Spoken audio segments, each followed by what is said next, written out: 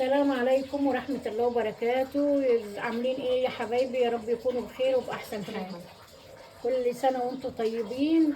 النهاردة صايمين، هنعمل سمك فري كده، هنجربه معاكم ونعمله.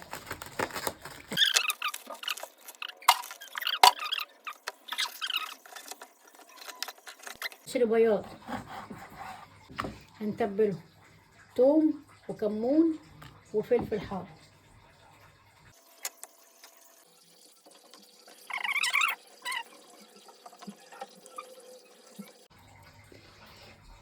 عاملين هنا السلطة، عاملين هنا البصل عشان الرز.